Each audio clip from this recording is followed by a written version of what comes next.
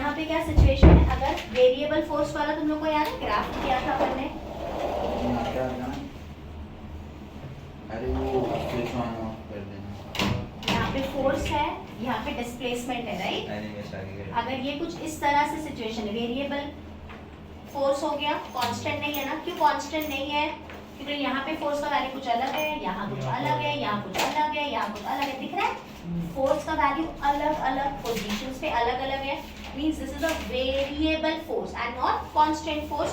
तो हम क्या करेंगे, कोई भी छोटा सा सेक्शन लिया, सपोज ये छोटा सा सेक्शन लिया, इस छोटे से सेक्शन में डिस्प्लेसमेंट क्या है, dx। यहाँ पे जो फोर्स लग रहा है मान लेते हैं वो है F। तो ये छोटा सा वर्क डन क्या होगा, एरिया, राइट। तो वर्क निकालने के लिए क्या करेंगे, फोर्स इनटू डिस्प्लेसमेंट। अभी मल्टीप्लिकेशन में है तो क्या यूज होना चाहिए, इंटीग्रेशन, ऐसा समझा। तो फिर दोनों साइड हम कर देंगे इंटीग्रेशन, और कहां से कहां तक निकालना है, जैसे ये हमारी अपर लिमिट है, सॉरी लोअर लिमिट है, और ये हमारी अपर लिमिट है फ्रॉम x1 टू x2। तो हम यहाँ डालेंगे x1, यहाँ डालेंगे x2, तो हम इसको इसके बीच में इंटीग्रेट करेंगे, मतलब इसका हम एरिया निकाल रहे हैं। उसी तरह से देख, अगर डिस्प्लेसमेंट टाइम ग्राफ हो, एनिमेश तो यहाँ पे बैठ जाओ, तेरे को ये ऑपरेट करना है। अगर डिस्प्लेसमेंट टाइम याद है, अगर यहाँ पे हमने डिस्प्लेसमेंट लिया और यहाँ पे हमने टाइम लिया, और अगर कुछ ग्राफ दिया है तो इसका भी हम क्या करेंगे, फिर एरिया निकालेंगे, नहीं हाँ राइट। इसका अगर अपन एरिया निकालेंगे तो क्या मिल जाएगा, उल्टा हो रहा है, उल्टा हो रहा है, उल्टा हो रहा है, वीटी ग्राफ का होता है ना वो तो। हाँ, डिस्प्लेसमेंट डायग्राम का एरिया कुछ नहीं देता है। अगर इसका जब अपन स्लोप निकालेंगे, मतलब डिस्प्लेसमेंट अपॉन टाइम निकालेंगे, वो क्या हमको देगा, वेलोसिटी। तो ये डिवाइड में था। अगर इसी चीज को v और t है, vt ग्राफ है, तो vt ग्राफ का जो एरिया होगा, नहीं vt ग्राफ का एरिया हमको देगा डिस्प्लेसमेंट, बिकॉज डिस्प्लेसमेंट क्या होता है, v इंटू dt। तो मल्टीप्लाई है ना, तो इसको इंटीग्रेट, और इसका जो डिवाइड करेंगे मतलब dv बाई dt होगा, जो स्लोप होगा वो क्या देगा, एक्सेलरेशन। समझा। तो जो हमको क्वांटिटी निकालनी है, अगर दो को मल्टीप्लाई करके वो आएगा तो हम इंटीग्रेट करते हैं, और डिवाइड करके अगर वो क्वांटिटी आएगी तो हम डिफरेंशिएट करते हैं। समझ में आया। तो यहाँ पे देखो फोर्स पता है, डिस्प्लेसमेंट बार बार चेंज हो रहा है, तो अपन ने छोटा सा वर्क डन निकाला, इसके लिए छोटे से वर्क डन के डिस्प्लेसमेंट कैसा लिया, छोटा सा। समझा। तो इसकी वजह से तो अगर टोटल वर्क डन निकालना है तो हम करेंगे इंटीग्रेट। ओके, आज हम दो बहुत इंपॉर्टेंट चीज सीखने जा रहे हैं। पहले तो पोटेंशियल एनर्जी, और दूसरा ये लास्ट पार्ट है इस चैप्टर का, मतलब देखा जाए तो उसके बाद कुछ नहीं है। एक कोई एनर्जी भी है ना, हाँ वही वो इसमें आ जाएगा, पोटेंशियल एनर्जी, उसके बाद work energy theorem. Work energy theorem को ही मॉडिफाई थोड़ा सा करेंगे, और उसके बाद नया एक कंजर्वेशन ऑफ एनर्जी का रिलेशन हमको मिलेगा। तो पहले कंजर्वेशन ऑफ एनर्जी अभी डिराइव करेंगे। अभी हम कर रहे हैं पोटेंशियल एनर्जी। तो potential energy is defined only for conservative force. Conservative force, non conservative force याद है। कंजर्वेटिव फोर्स क्या होता है, ये इंडिपेंडेंट रहता है, पाथ इंडिपेंडेंट, इस पे पाथ इंडिपेंडेंट रहता है, वो रास्ते पे डिपेंड नहीं करता, हम कैसे भी जाएं उसमें जो वर्क डन होता है वो सेम होता है, ठीक है। और वो क्या करता है, हमारी एनर्जी को वेस्ट नहीं करता। जो भी हम एनर्जी, जो भी हम वर्क करेंगे ना, उसको हम वापस रीगेन, हम वापस रीस्टोर कर सकते हैं। लेकिन अगर हम फ्रिक्शन के अगेंस्ट जैसे कुछ वर्क करते हैं तो वो हम यूज नहीं कर पाते, वो हम वेस्ट हो जाती है। That is non conservative force. तो कंजर्वेटिव फोर्स में तो बहुत इंपॉर्टेंट चीज है, जो भी हम वर्क करते हैं उसको हम वापस रीयूज कर सकते हैं, सारी की सारी एनर्जी हमको वापस मिल सकती है कंजर्वेटिव फोर्स में। नॉन कंजर्वेटिव फोर्स में जो भी हम वर्क करेंगे वो डिसिपेट हो जाएगा, उसको हम रीस्टोर नहीं कर सकते। नॉन कंजर्वेटिव फोर्स किस पे डिपेंड करता है, पाथ पे डिपेंड करता है, हम कहाँ से जा रहे हैं, हम कैसे जा रहे हैं, कौन से रास्ते से जा रहे हैं, वो उस पर डिपेंड करता है। लेकिन कंजर्वेटिव फोर्स सिर्फ इनिशियल और फाइनल, अगर इनिशियल और फाइनल सेम है तो यहाँ मतलब वो कंजर्वेटिव हो गया। कंजर्वेटिव फोर्स हम 3 डिस्कस करेंगे, उसमें सबसे पहला है ग्रेविटेशनल, उसके बाद है स्प्रिंग और तीसरा है इलेक्ट्रोस्टैटिक्स। इलेक्ट्रोस्टैटिक्स टाइम है उसको, वो हम 12th में डिस्कस करेंगे। ग्रेविटेशन थोड़ा बहुत तो पता होगा ना, ग्रेविटेशन चैप्टर हमारा नहीं हुआ है, लेकिन अर्थ भी आप लोग अपन ने जो तुम लोग पोटेंशियल एनर्जी का फॉर्मूला यूज करते हैं mgh वो ग्रेविटेशन पोटेंशियल एनर्जी, और तीसरा जो स्प्रिंग एनर्जी हमने लास्ट टाइम डिस्कस किया था दैट वाज स्प्रिंग एनर्जी। ये 3 एनर्जी, 3 पोटेंशियल एनर्जी का हम डिस्कस करेंगे। ओके, उसके अलावा जो भी एनर्जीज होंगी वो सारी मोस्टली नॉन कंजर्वेटिव होंगी, तो उसकी वजह से वहां पे पोटेंशियल एनर्जी का डिस्कशन नहीं होगा। So whenever we heard the word conservative force there has to be some potential energy. ठीक है, पोटेंशियल एनर्जी कंजर्वेटिव फोर्सेस होगी ही होगी। अब ये पोटेंशियल एनर्जी है क्या बेटा? पहली चीज तो potential energy is never defined for a single body. Potential energy is defined always for a system, यानी 2 सिस्टम होते हैं, उन्हीं के लिए हम क्या डिफाइन करते हैं? Potential energy. या तो इसको थोड़ा सा और सिंपल करें तो पोटेंशियल एनर्जी हमेशा एक रिलेटिव टर्म है। जैसे आप लोग कैसे बोलते हो पोटेंशियल एनर्जी इज mgh, वो गलत है actually. Potential energy is relative. Relative का मतलब क्या? हम ऐसा बोलते हैं कि अर्थ सरफेस पे कितनी पोटेंशियल एनर्जी है? 0। अर्थ पे अपन क्या मानते हैं? पोटेंशियल एनर्जी कितनी होती है? 0। और अगर अपन h हाइट ऊपर आए तो पोटेंशियल एनर्जी कितनी हो गई? mgh। ऐसे ही बोलते हो ना आज तक। अगर सुनना, ये हम अर्थ सरफेस पे हैं तो अर्थ सरफेस पे पोटेंशियल एनर्जी कितनी है? 0। तो अगर आप लोग h हाइट ऊपर आए, लेट दिस हाइट भी बेटा 1 मीटर सपोज, और इसका मास भी 1 kg अगर हम ले लेते हैं, ऑब्जेक्ट है 1 kg का, जिसको हमने कितना हाइट रेस किया?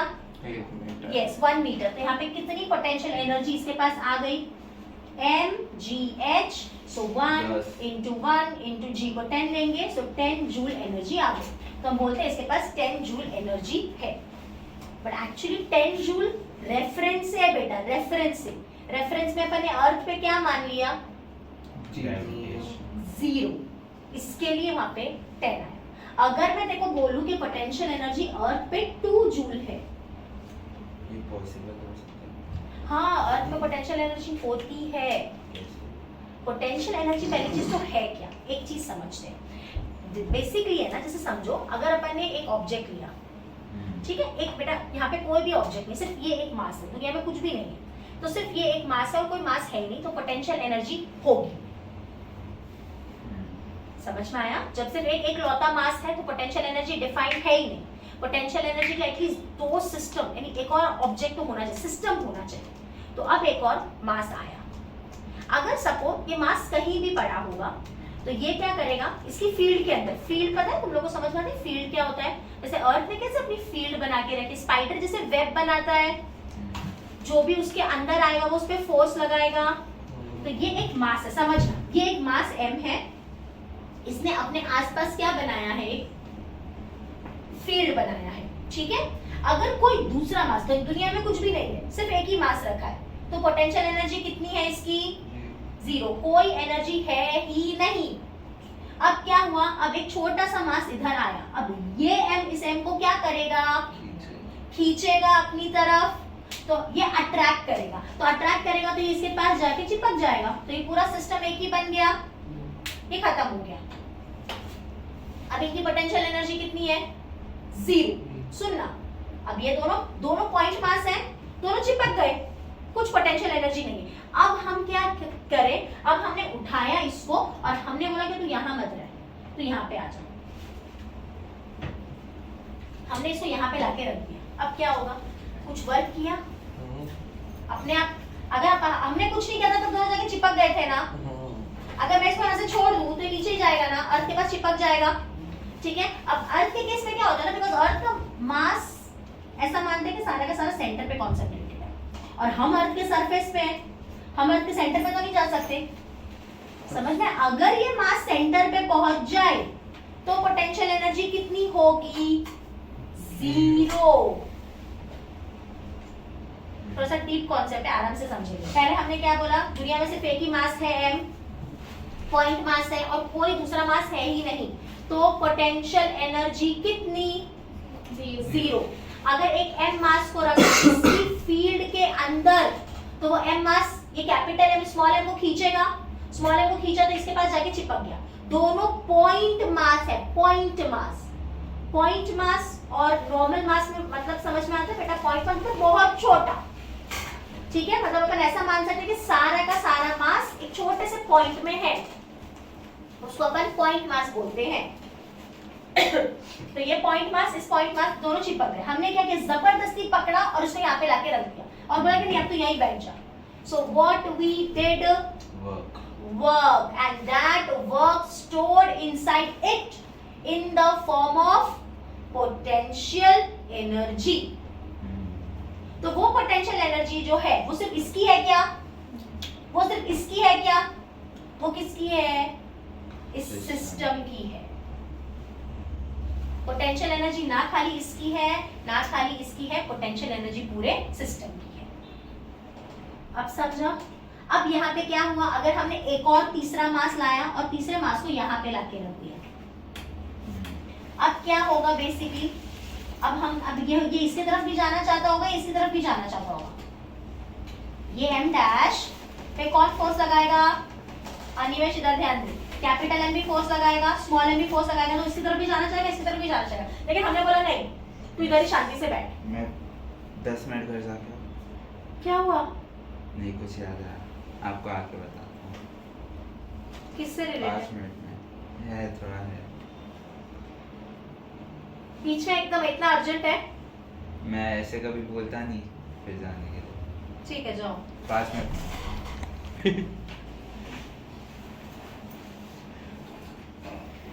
अभी यहाँ पे हमने इसको यहाँ से यहाँ हम लेकर गए, h हाइट ऊपर, तो mg नीचे लग रहा है, डिस्प्लेसमेंट ऊपर है, तो work done by gravity is minus mgh आया और फिर फॉर्मूला में पुट किया।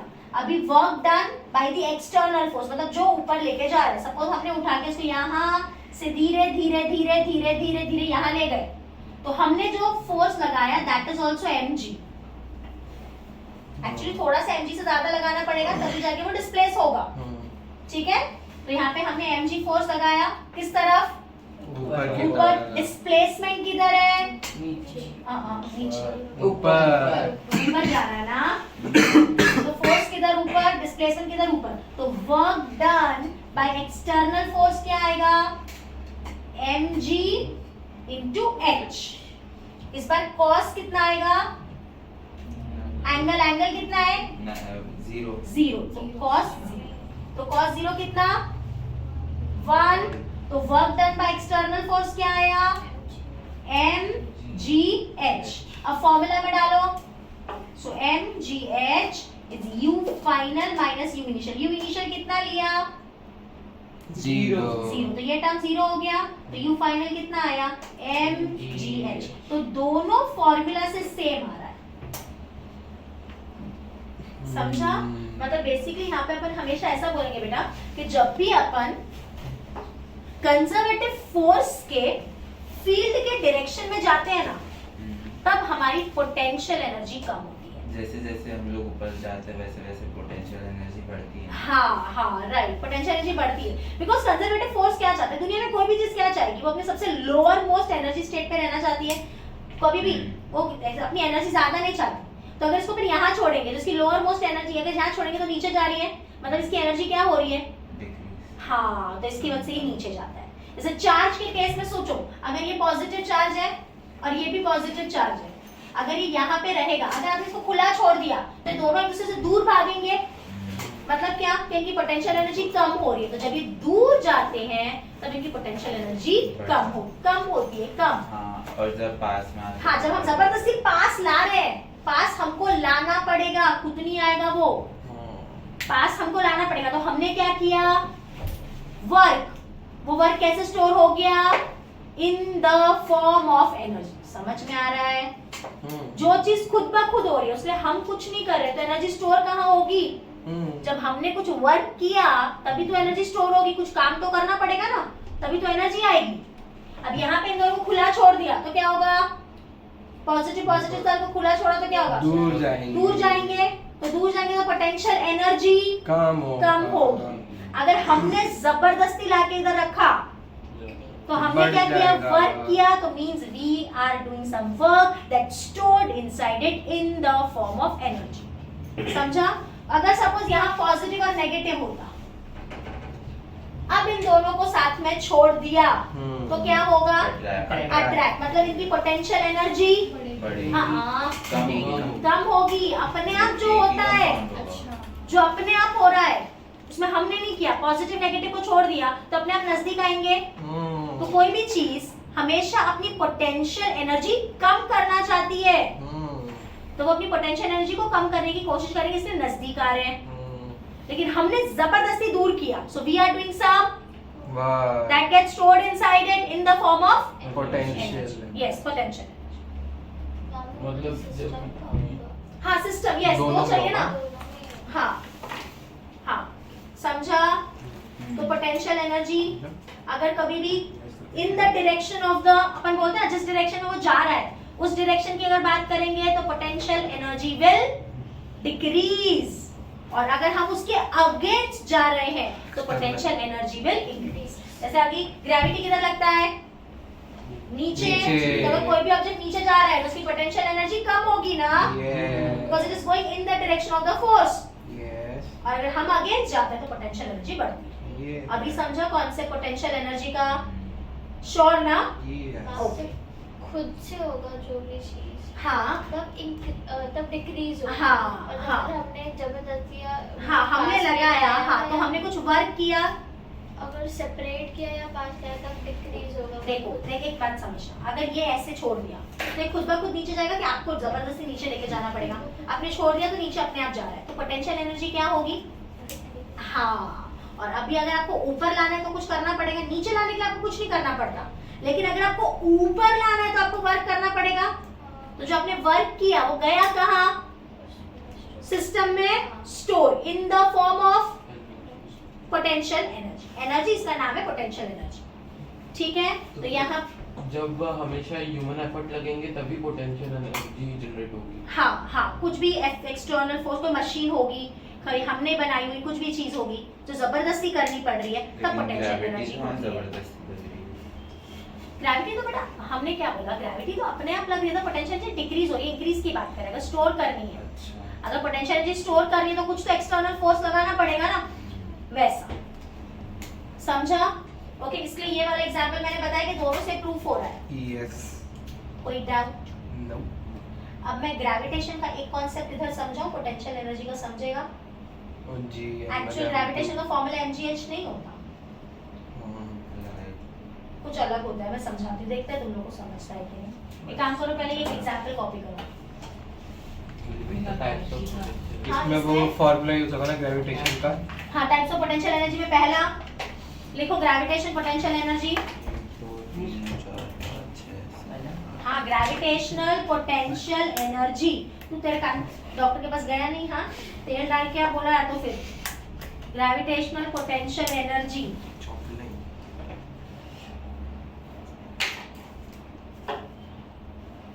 दूसरा पहला क्या है? Gravitational potential energy.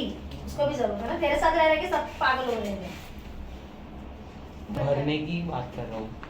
हाँ, अब सुनेंगे सिचुएशन। पहले ये कैपिटल एम है, उसके बाद तुम दोनों ये मुझे एक्सप्लेन करोगे पूरा। अभी मैं एक्सप्लेन करूँ उसके बाद। कैपिटल एम है, ये स्मॉल एम है, ये इसकी फील्ड के अंदर है दोनों।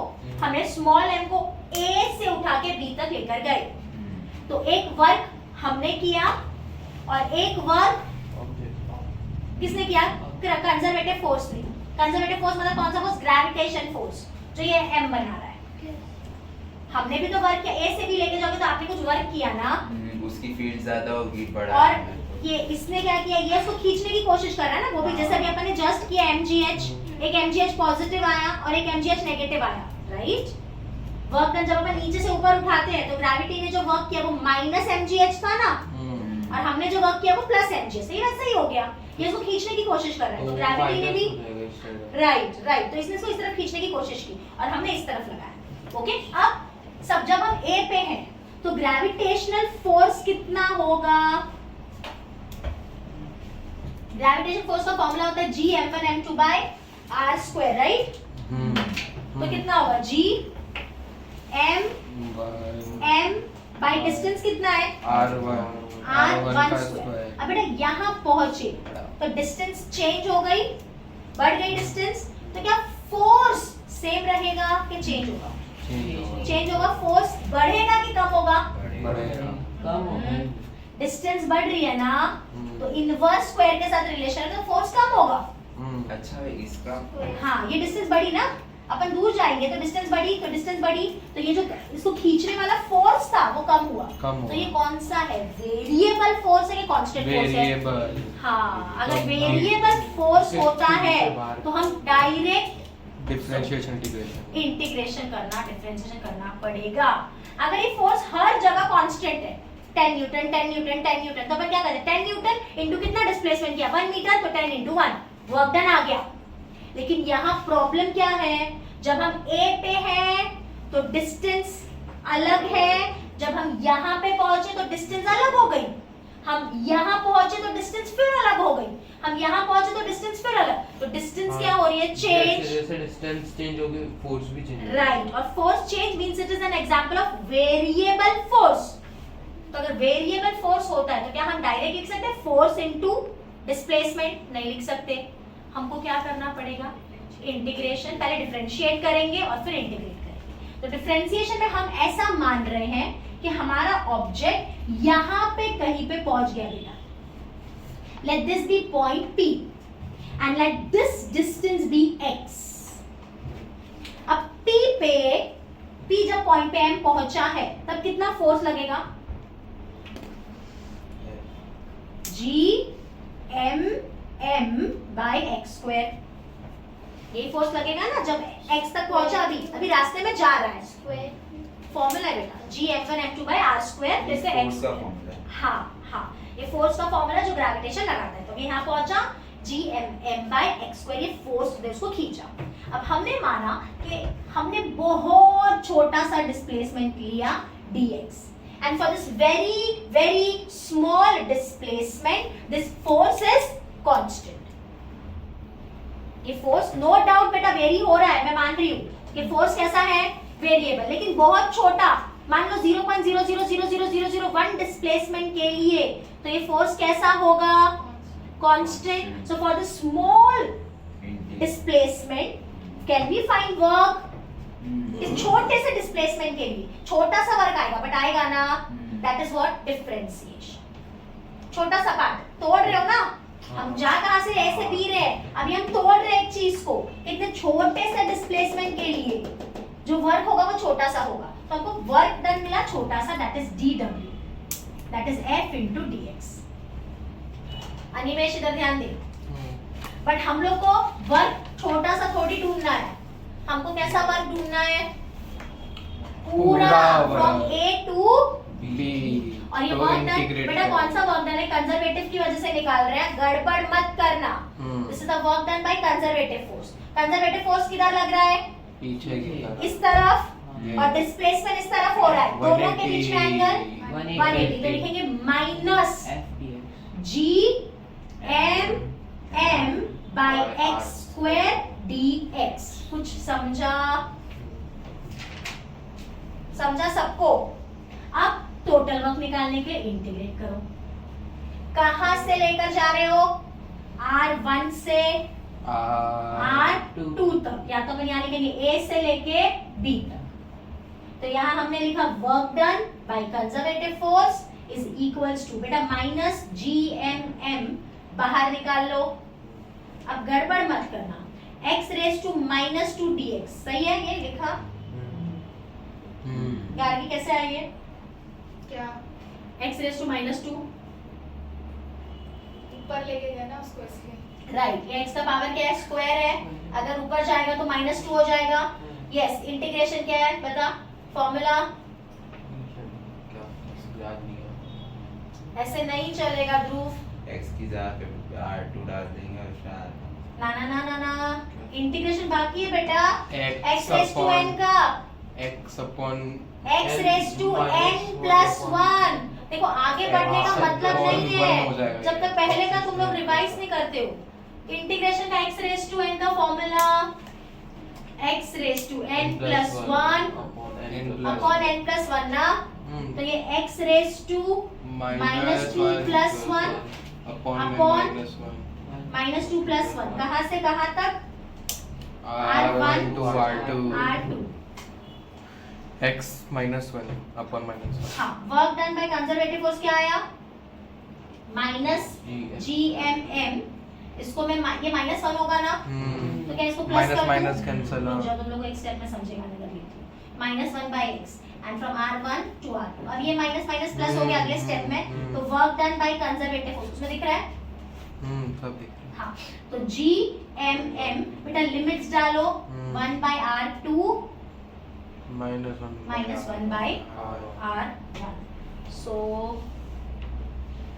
Work done by conservative force कितना आया GMM 1 by r2 minus 1 by r1।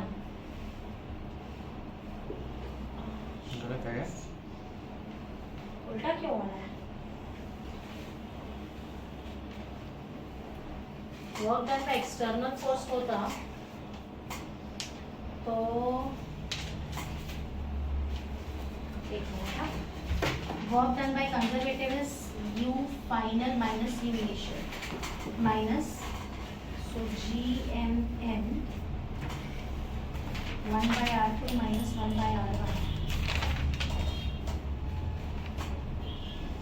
is minus u final minus u।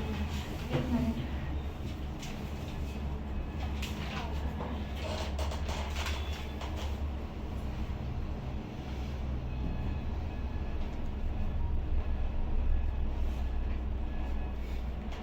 अगर इसको इन द डायरेक्शन ऑफ द कुछ मिस्टेक हुई है क्या माइनस 1 बाय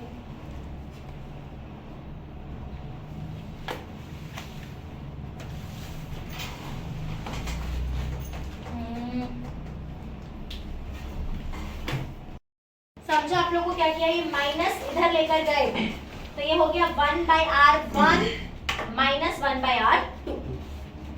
ठीक है, अब ये पोटेंशियल एनर्जी एक्चुअली डेफिनेशन है। पोटेंशियल एनर्जी डिफरेंस हमेशा रिलेटिवली डिफाइन होती है, लेकिन हम लोग फिर mgh कैसे लिखते हैं, वो कैसे आया? तो इसमें से क्या करते हैं, किसी भी एक पॉइंट को रेफरेंस के लिए जीरो बनाते हैं। किसी भी एक पॉइंट को हम जीरो बना देते हैं, वो मैं इसके बाद सिखाऊंगी। तो अब ये काम करो, पहले ये पूरा कॉपी करो, उसके बाद work done by external force निकाल के बताओ और सेम प्रूफ आना चाहिए। ये at the end result should be same. ये करके बताओ, उसके बाद वहां माइनस में फर्क आएगा और यहाँ फॉर्मूला में माइनस में फर्क आएगा, अदरवाइज तो सेम आंसर आना पॉसिबल नहीं है। उधर माइनस नहीं रहेगा, यहाँ पे भी माइनस नहीं रहेगा। हाँ, तब जाके सेम आएगा। अगर उधर माइनस नहीं और इधर माइनस है तो आंसर तो फिर उल्टा हो जाएगा। Work done by external force का फॉर्मूला है u final minus u initial and work done by conservative का फॉर्मूला है minus u final minus u initial. तो बस जो सेकंड लाइन पे वो हो जाएगा ना, यहाँ पे माइनस आएगा ही नहीं। हाँ मैं वही बोल रहा हूँ। और यहाँ पे तुझे क्या आएगा वो तो मुझे बता।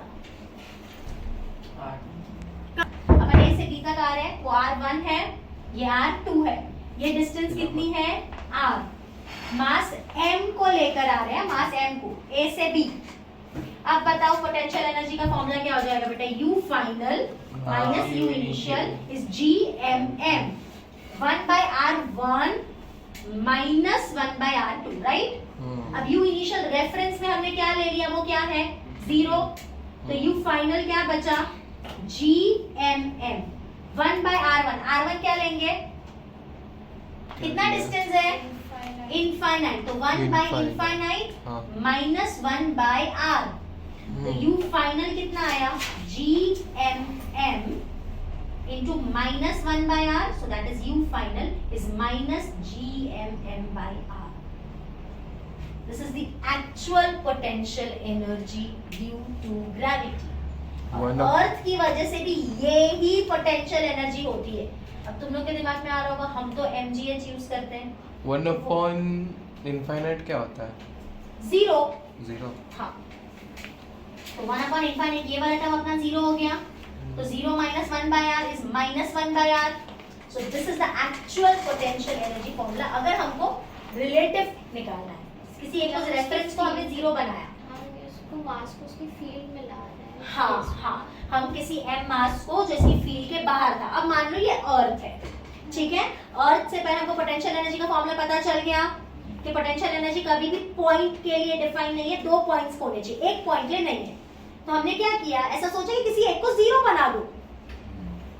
u final minus u initial में से अगर u इनिशियल 0 हो गया तो बचा क्या, u फाइनल ही बचा ना. तो इसमें हमने क्या किया, u इनिशियल को 0 बनाया. 0 कैसे बना, जब हम उसको इनफाइनाइट दूर पे ले गए. अब हम इंफिनिटी से उठा के इस ऑब्जेक्ट को यहाँ पर लेकर आए, ऐसा समझो. रेफरेंस के किसी को 0 बनाने के लिए हमने इंफिनिटी को 0 मान लिया, तो r1 की पोजीशन बेटा 0 इनफाइनाइट हो गई, एंड r2 को हमने इस बार r बोल दिया, तो 1/∞ 0 हो गया. So this is the potential energy.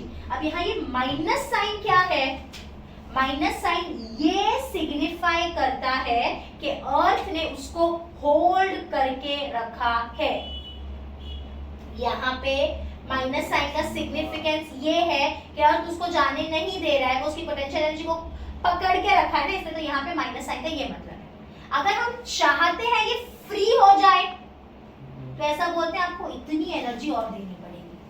अगर आप उसको इतनी एनर्जी दे पाओगे ना तो वो अर्थ की फील्ड के बाहर ही चला जाएगा. ये माइनस साइन क्या सिग्निफाई कर रहा है, जैसे अभी सुनना, अभी ये अर्थ है, अर्थ का सारा मास कहाँ पे कॉन्सेंट्रेटेड है, सेंटर, उसके सेंटर पे. अगर कोई भी ऑब्जेक्ट अर्थ के सरफेस पे है बेटा तो उसके पास कितनी पोटेंशियल एनर्जी होगी, -gmm बाय रेडियस. रेडियस अर्थ का हम कैपिटल R से डिनोट करते हैं, तो ये उसकी पोटेंशियल एनर्जी हुई -gmm बाय r. यहाँ से आई, जो एक्चुअल फॉर्मूला है वो gmm/r² है. वो फोर्स है बेटा, this is energy, This is energy. है ना, वो फोर्स है. फोर्स से हमने डिराइव किया डिफरेंस इन पोटेंशियल एनर्जी, फिर ये तेरे सामने तो डिराइव किया. This is the formula for potential energy. तो अगर हम अर्थ सरफेस पे है तो पोटेंशियल एनर्जी 0 होती है क्या, नहीं, कितनी होती है, -gmm/r. समझा. तो अभी से कभी भी अर्थ पे पोटेंशियल एनर्जी 0 होती नहीं है, -gmm/r होती है. एमजीएस अब यूज नहीं करना है. ला वो भी कराऊंगी, थोड़ा सा वेट करो. अभी हम यहाँ तक पहुंचे.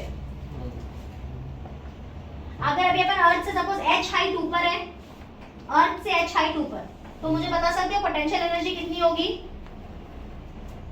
-gmm upon r + h. Okay. कहीं पे देखा वो ये तो 9th में पढ़े हुए हैं, 9th में है था ये, हाँ? ग्रेविटेशन चैप्टर में. तूने पढ़ा था भाई मेरे को मत पूछा, उसको पूछ रहा हूँ. तो ये -gmm/r यहाँ पे और यहाँ पे -gmm/r + h. हाँ चुप ना. तो मिस अब जैसे बढ़ रहा है ये +h हुआ तो पोटेंशियल एनर्जी डिक्रीज हुआ है ना. पोटेंशियल एनर्जी बढ़ रहा है ना बेटा. सुन, ये r + h है, तेरा ये बढ़ रहा है, तो पोटेंशियल एनर्जी तेरा नेगेटिव में कम हो रहा है, तो इसके लिए पोटेंशियल एनर्जी बढ़ रहा है. हाँ, समझा. जैसे -2 और -3 क्या बढ़ा है, -2 बढ़ा है ना. तो यहाँ पे जैसे वैल्यू तेरी 3 है बट ये -3 है, समझ, और ये -2 है. तेरा ऊपर जाने से वैल्यू कम हुई बट वो नेगेटिव है ना, इसके लिए वो बढ़ी. जैसे यहाँ -3 हुआ तो यहाँ -2 होगा. ऐसे समझ सकते हैं ना, ये -1/2 है, ये -1/4 है. हाँ, राइट. हाँ, समझा अभी. तो ये एक्चुअल पोटेंशियल एनर्जी का ये फॉर्मूला है, -gmm/r और यहाँ से -gmm/r + h. तो अगर अपन यहाँ से यहाँ गए तो कितनी पोटेंशियल एनर्जी बढ़ी, कितनी बढ़ी, हाँ बढ़ी ना पोटेंशियल एनर्जी. हाँ तो फिर ये सबट्रैक्ट करें, हाँ -gmm upon r + h plus कर दो ना, सबट्रैक्ट करेंगे ना, वो तो माइनस नहीं ना. फाइनल एनर्जी यहाँ पे अपन a से b गए, पहले काम करो, तुम लोग लिखो, कंफ्यूज हो जाओगे एक एक करके। वो माइनस माइनस प्लस हो गया ना फॉर्मूलाज याद रखे सर। पहले सब क्या तुझे डेरिवेशन भी तू याद रखेगा। फॉर्मूला तूने पूरा ना फॉर्मूला में देखो, मैंने work done by conservative force लिखाया। Work done by conservative force minus U final minus U initial, वो work done by external is U final minus U initial, वो याद रखिएगा। उसके बाद ग्रेविटेशन का एक्चुअल फॉर्मूला क्या होता है, you final minus U initial is GMM 1/r1 minus 1/r2, जो रिजल्ट आया अपने को, वो याद रखेगा। ये फाइनल रिजल्ट, हाँ, you final minus U initial is GMM 1/r1 minus 1/r2। r1 मतलब इनिशियल पोजीशन और r2 मतलब फाइनल। उसके बाद हाँ, ये फाइनल वाला। उसके बाद ये वाला फॉर्मूला याद रखेंगे कि अगर किसी एक पॉइंट की पोटेंशियल एनर्जी की बात की, so that is minus GMM/r। बस इतना याद रखो। ये तो कुछ नहीं किया, तो पुट किया। 2 1 2 3 4 4 हाँ,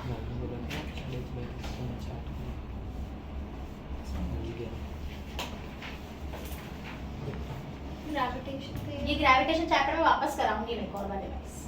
ग्रेविटेशन का आपने कौन सा बोला है? अभी इसमें क्या लिखे ऊपर? अभी हम लोग क्या कर रहे हैं, अभी A से B ला रहे हैं। पहले डायग्राम ड्रॉ कर, अपन A से B ला रहे हैं, R1 इनफाइनाइट, R2 अपना आ रहा है, और फिर ये लिख पहले पूरा ऊपर टॉपिक क्या लिखे? Potential gravitation potential energy at a point.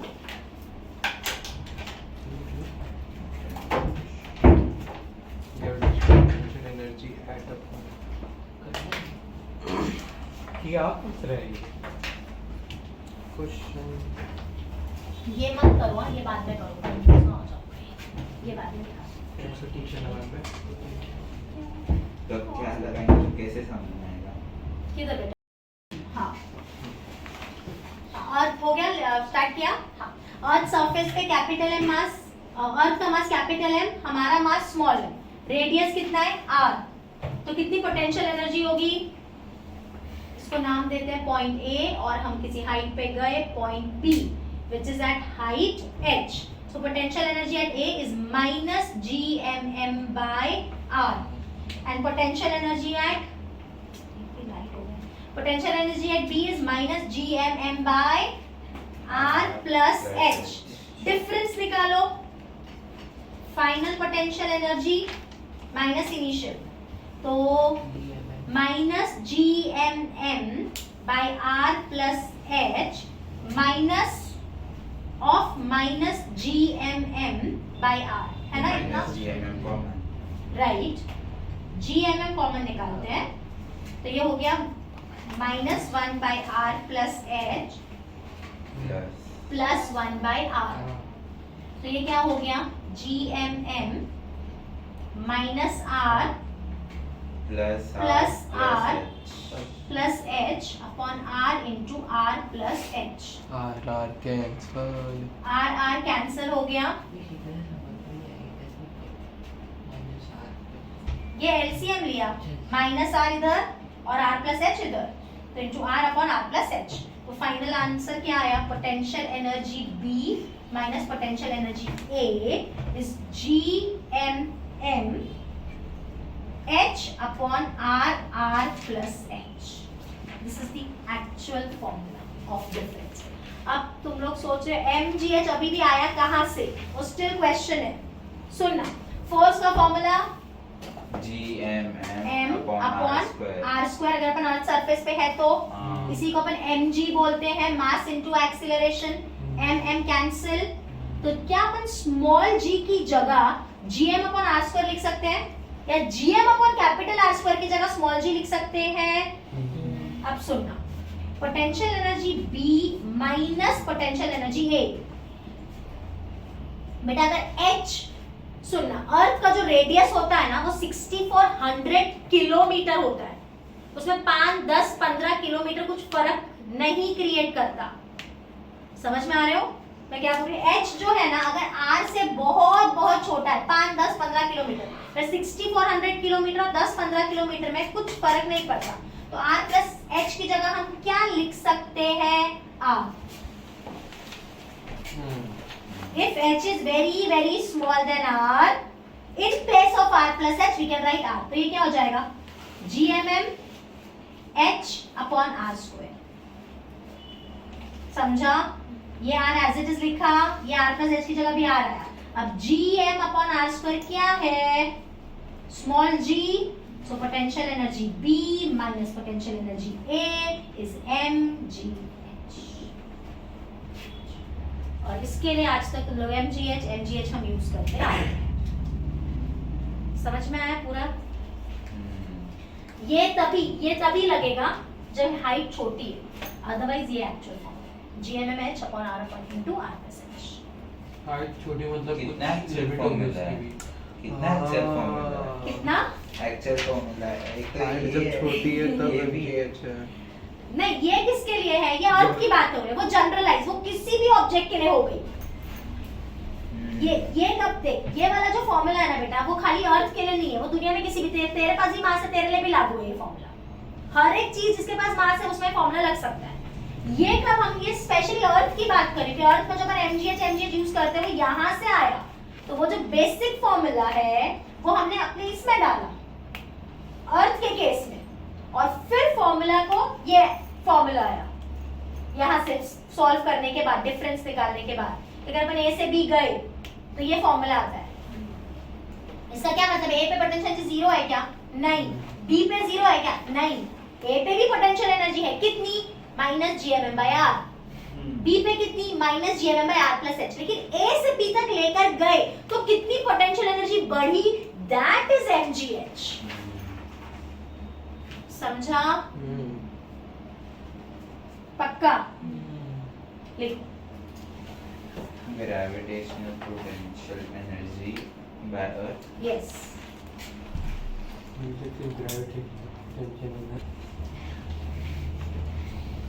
ये इसकी नेचुरल लेंथ है, हमने इसको खींचा है पहले कहाँ पे? x1 से लेके x2 तक लेकर है। नेचुरल लेंथ थी, हम इसको अभी नेचुरल लेंथ, ये नेचुरल लेंथ है, हमने इसको x1 से x2 तक लेकर गए। तो x1 से x2 तक जब लेकर गए तो कितनी पोटेंशियल एनर्जी का इंक्रीज हुआ वो पूछा है। ठीक है, तो इंटरमीडिएट स्टेट समझ में आ रहा है अपने को? बेटा यहाँ पे पहले प्रॉब्लम क्या है? हाँ, यहाँ पे फोर्स जब अपन खींच रहे हैं तो अंदर की तरफ कौन सा फोर्स लगता है? स्प्रिंग। उसका वैल्यू क्या होता है? kx। क्या ये x के साथ चेंज हो रहा है? हाँ। जैसे अब नेचुरल लेंथ पे बेटा, तो फोर्स कितना? जितना Zero। डिस्प्लेसमेंट बढ़ेगा Right। उतना उतना ये भी हाँ। बढ़ेगा। यानी जितना अपन खींचते जा रहे हैं, x यहाँ पे क्या है? खींचना, जितना खींच रहे, एक्सटेंशन या कंप्रेशन। x टोटल लेंथ नहीं होती, वो जो x है ना kx वाला, वहां पे जो खींच रहे हैं ना अपन, कितना एक्सटेंशन अपन ने किया नेचुरल लेंथ से। ओके, तो हमने कितना खींचा? x अगर उसको एक्सटेंड किया, एक मिनट, ये मैंने यहाँ से नहीं, यहाँ से, यहाँ से हाँ। मलाई करके। तो ये x1 अपन ने नेचुरल लेंथ से x1 इसको यहाँ थोड़ा सा इधर, x1 अपन ने इसको खींचा और फिर फाइनली कहां तक खींचा? x2 तक। तो क्या पूछा? Increase in the potential energy. अब इंटरमीडिएट स्टेज क्या होता है कि अपन कहां पे पहुंचे? कहीं पे x पे। तब फोर्स कितना लगा? k into x। किस तरफ? अंदर की तो तरफ, माइनस माइनस। यस। और डिस्प्लेसमेंट किस तरफ हो रहा है? बाहर की तरफ। बाहर की तरफ। तो वर्क डन मेरे से मैं ही कर दूंगी, kx into dx। Yes। Direction integrate करेंगे डायरेक्शन 180। 180, तो फिर माइनस आ जाएगा। And this is work done by conservative force. अब इंटीग्रेट करना है, फ्रॉम a टू b नाम दे देते हैं, और यहाँ पे x1 to x2। अब सॉल्व। तो ये वर्क डन, सुनो सुनो, ये work done by conservative force है। अगर work done by external force बोला होता तो एक्सटर्नल बाहर की फोर्स तरफ बाहर लग की रहा है तरफ, और वो भी बाहर की तरफ हाँ, डिस्प्लेसमेंट तो तो आता पॉजिटिव रहेगा। kx dx। तो फिर वो स्प्रिंग फोर्स कहाँ रहता? हाँ। External force। नहीं, ये स्प्रिंग फोर्स नहीं, ये एक्सटर्नल फोर्स है, बट देखो दोनों से प्रूव करेंगे ना, हम पोटेंशियल एनर्जी निकाल रहे हैं इस बार। हम work done bye spring force, ये रहा conservative force, and this is work done by external force. रहेगा शायद। नहीं, सेम कैसे? माइनस का फर्क आएगा। हमारा वर्क डन और उसके वर्क डन में माइनस का डिफरेंस आएगा। नहीं, जो आपने उस दिन कराया था वैसा ही लग रहा है पूरा। सेम है, ये उसी दिन कराया था, work done by conservative force ही तो था, सेम। तो माइनस kx वो K क्या आया था? 2 माइनस के बाई 2 एक्स फाइनल स्क्वायर हाँ माइनस एक्स इनिशियल स्क्वायर, ये आया था। उसको यहाँ डाल, यहाँ पे ऊपर वाले फॉर्मूला में वो बेटा उसमें एक्स इनिशियल को 0 किया था, उसके लिए ऊपर वाला फॉर्मूला। नेचुरल लेंथ हम लोग ने उसको 0 माना था हाँ, ना, अगर एक्स इनिशियल 0 है तो, अदरवाइज स्टैंडर्ड फॉर्मूला क्या है? जी ये ऊपर वाला। हाँ, तो ये क्या है? माइनस के by 2 x final square minus x initial square, यहाँ डाल तो माइनस माइनस कैंसिल होगा, तो you final minus U initial क्या आएगा? 0। कैंसिल हो गया ना, माइनस माइनस अच्छा। कैंसिल, तो ये आएगा k by 2 x final square minus x initial square. That is the formula for potential energy. वो ग्रेविटेशनल पोटेंशियल एनर्जी है, ये स्प्रिंग अच्छा। पोटेंशियल एनर्जी है, ये स्प्रिंग की बात हो रही है। वापस निकाल देंगे कोई हाँ, दिक्कत तो निकालो अभी, नहीं। ये फॉर्मूला है ना, ये प्रूफ कर, निकाल के बताओ। फॉर्मूला है कि क्या है? फॉर्मूला डायरेक्ट वही पुट कर दे फॉर्मूला। नहीं, बिल्कुल नहीं, दोनों निकाल के बताओ और वीडियो को पॉज करो, रट्टा मत मारो। क्या होगा भाई? तेरा क्या? हाँ, क्या है? Work done bye final, work done by all the forces. का सुनो, इस kinetic energy final minus kinetic energy initial. Initial। अब वर्क डन कौन से फोर्सेस हो सकते हैं? एक तो नॉर्मल हाँ। mg फ्रिक्शन हाँ, पे चलाने वाला, राइट। अभी सुन, अभी जैसे तूने बोला नॉर्मल, ठीक है, नॉर्मल हो गया अपना इंटरनल फोर्स, ठीक है, नॉर्मल टेंशन सब इंटरनल फोर्स। एक जो तूने बोला mg, that is conservative force में आ गया, राइट। उसके बाद तूने बोला फ्रिक्शन, वो आ गया नॉन कंजर्वेटिव में, plus external force plus pseudo force. तो work done by internal force by conservative force by non conservative force by external force by pseudo force is equals to final kinetic energy minus initial kinetic energy. अगर हम ground पे हैं तो conservative वाला और intermediate वाला तो cancel हो जाएगा। नहीं, कंजर्वेटिव सब रहेगा, वैसे सूडो ग्राफ्स भी होगा। Then work done by pseudo force will become 0। तो सिर्फ क्या बचा? Work done by internal plus work done by conservative plus work done by non conservative plus work done by external is equals to K E final minus के ई initial. ऐसे तो है। Internal वाले में तो ये होता है ना mg नॉर्मल। ये तो वही है ना, वर्क एनर्जी थ्योरम में हाँ हाँ हाँ, उसी को भी मॉडिफाई करना है। अब वहाँ क्या हुआ, तेरा डाउट क्या है? तो नॉर्मल तो परपेंडिकुलर रहता है, तो उसका तो कोई यूज ही नहीं आता ना। वो ठीक है बेटा, वो मैं बोल Zero रही हूँ, हो जाएगा ना वो वही। होगा 0 वो ठीक है, पर अभी फिलहाल अपन नेट डेफिनेशन लिख रहे हैं। अब किसी की वजह से 0 हो तो वहाँ 0 डाल देने का। अब उसके बाद सब work done by conservative force क्या है? फॉर्मूला क्या निकाला? Minus work done by internal force plus minus U final, या तो डेल्टा यू लिख दूं या you final minus U initial लिख सकते, है ना? तो ये माइनस ही होगा, plus work done by non conservative plus work done by external force kinetic energy final minus kinetic energy initial. External में अब इसको वो साइड ले जाएंगे, एक्सटर्नल क्या बेटा? u final minus initial external force का फॉर्मूला। तो फिर तो वापस कैंसिल हो जाएगा ना, तो फिर क्या मतलब? ठीक है, तो ये हो जाएगा work done by internal forces plus work done by non conservative forces plus work done by external forces is equals to kinetic energy final minus kinetic energy initial plus U final, नहीं माइनस U final plus C, गलत हो रहा है ना, ये minus है वो साइड जाएगा तो प्लस हो जाएगा, ये प्लस है वो साइड जाएगा माइनस तो हो जाएगा। Minus U initial. ओके, अब ये क्या हुआ देखो, kinetic energy final plus potential energy final minus kinetic energy initial plus potential energy initial.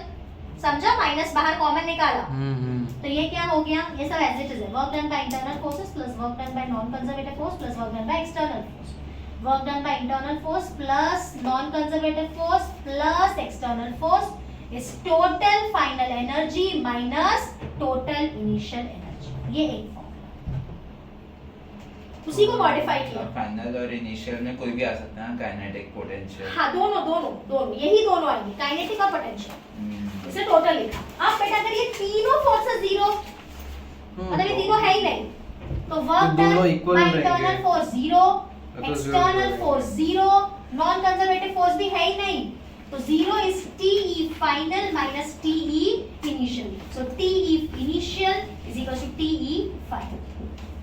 This is conservation of energy. मतलब सिर्फ और सिर्फ कंजर्वेटिव फोर्स अगर है, सिर्फ और सिर्फ, और कोई फोर्स है ही नहीं, तो अपन क्या बोलेंगे, initial energy is equal to final energy. But non conservative force को भी इंक्लूड किया हुआ है. नहीं, सब जीरो बोल दिया मैंने वहां पे, तभी मैंने क्या बोला, अगर सारे वर्क डन जीरो है, सिर्फ कंजर्वेटिव फोर्स है, तो अपन क्या लिखेंगे, total energy initial is total energy final. सब जीरो हो गए, देख सब जीरो होते गए ना, ये सारे थे. पहले तो अपन ग्राउंड से देख रहे तो सूडो तो पहले ही जीरो हो गया, सूडो जीरो हो गया, सिर्फ वर्क कंजर्वेटिव की जगह ही डाला ना, बाकी सब देख जीरो कर दिए, सब जीरो लिखे. अगर सिर्फ और सिर्फ कंजर्वेटिव फोर्स है तो क्या फॉर्मूला लगेगा, total energy initial is equal to total energy final. अगर उसके अलावा कोई भी फोर्स और है तो फॉर्मूला क्या होगा, work done by that force plus work done by another force plus work done by another force is TE final minus TE initial. इसका एप्लीकेशन कराऊंगी ना तब ये क्लियर होगा. जब हम सम्स करेंगे ना तब आपको क्लियर पिक्चर समझ आएगी कि ये है क्या. कंजर्वेटिव फोर्स होगा तो ये लगा सकते हैं, बाकी उसके अलावा कोई भी फोर्स होगा तो ये फॉर्मूला लगेगा. ठीक है, लिखिए. This is energy conservation. ये पहले मॉडिफाई किया है, फाइनल रिजल्ट एनर्जी कंजर्वेशन. ये एक्चुअल मॉडिफिकेशन किसका है, वर्क एनर्जी थ्योरम. तो कब कौन सा यूज करना, ये वाला या ये वाला? देख ये स्टैंडर्ड है. अब इसमें अगर ये जीरो तो ये टर्म जीरो हो गया. कंजर ये इसी का फॉर्म है ना बेटा, तू समझ. कंजर्वेटिव को अपन वो माइनस डाला, इसको वो साइड लेके गया, तो ये बोल सब एक ही चीज है. यहाँ पे अगर ग्राउंड नहीं होता तो WP भी आ जाता, तो क्या प्रॉब्लम है. P क्या था? सूडो, PSEUDO, इसके लिए P डालना है. सूडो का T साइलेंट है. ये है फॉर्म इसका वही ना उल्टा करके डाला, झूठा फोर्स. हाँ वही झूठा फोर्स. उसका स्पेलिंग ये से मैंने P लिखा है, WP. Conservation of energy. अच्छा ये है क्या?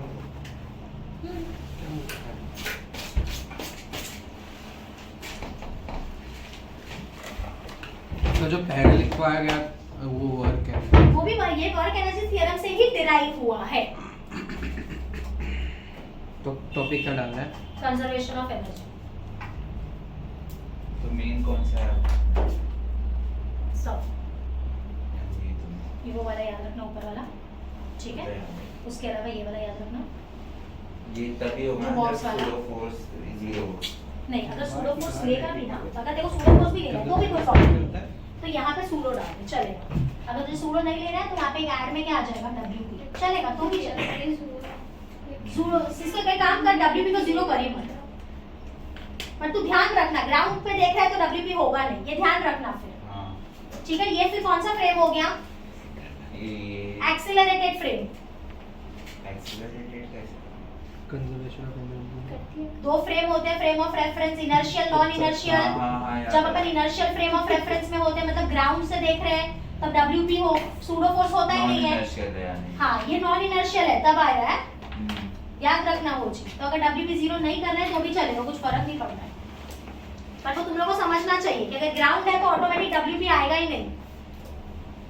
जब तक लिफ्ट ये सब कुछ ना हाँ, रहे, हाँ, हाँ, मतलब दूसरा ऐसे। फ्रेम ना रहे. हाँ.